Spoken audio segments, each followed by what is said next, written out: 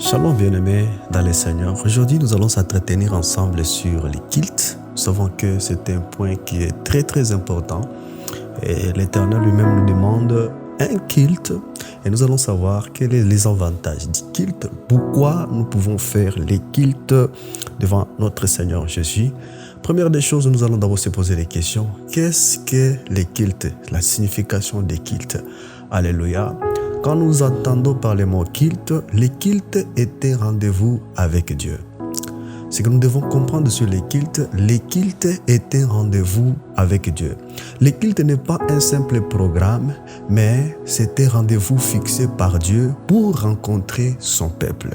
Alors Dieu ne peut jamais descendre s'il n'y a pas un rendez-vous.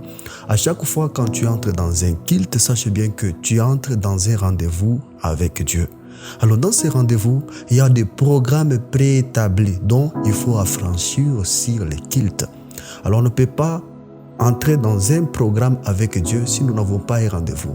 C'est Dieu lui-même qui nous demande d'entrer dans ces rendez-vous avec lui-même.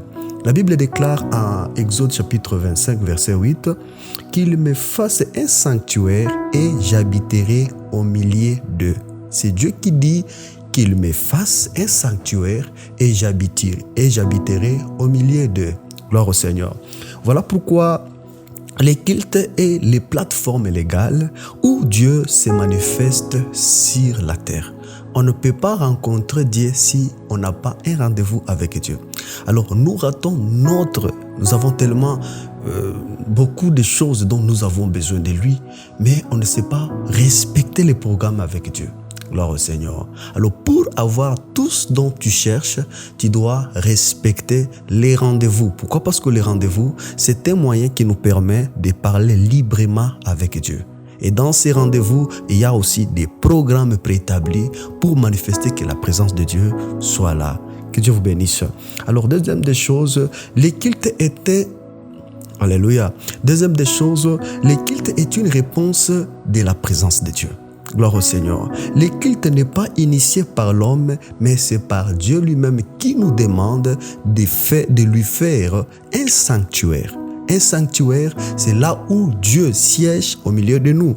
Voilà pourquoi la Bible déclare « Vous me servirez sur cette montagne ». L'Éternel, quand on parle sur la forme des montagnes, c'est un endroit où Dieu est disponible. C'est un endroit où Dieu nous appelle à lui rencontrer.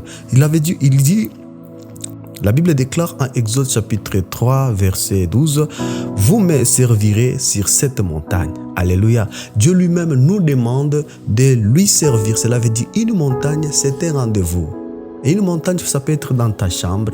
Une montagne, ça peut être là où, la Bible déclare, là où il y a 2 ou 3 sont réunis à mon nom, je suis au milieu d'eux. Cela veut dire, les cultes, c'est quand nous prenons au sérieux notre rendez-vous avec Dieu. Les cultes est une réponse humaine à une initiative de Dieu. La deuxième des choses, c'est que nous devons comprendre sur les cultes. Les cultes est un acte d'alignement. Pourquoi? Parce qu'il aligne ton esprit, il aligne ton cœur, il aligne ton âme, il aligne ta volonté avec Dieu. Voilà pourquoi on dit que le culte est un acte d'alignement. Lorsque tu entres dans un culte, sache bien que tu t'alignes. Cela veut dire que ton esprit est aligné pour Dieu. Ton cœur est aligné pour Dieu. Ton âme est alignée pour Dieu. Ta volonté avec Dieu est alignée avec Dieu.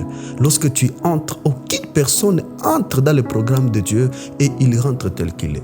Cela veut dire quand tu entres dans un culte et tu rentres tel que tu es, sache bien que tu n'as pas respecté le programme ou les rendez-vous de Dieu.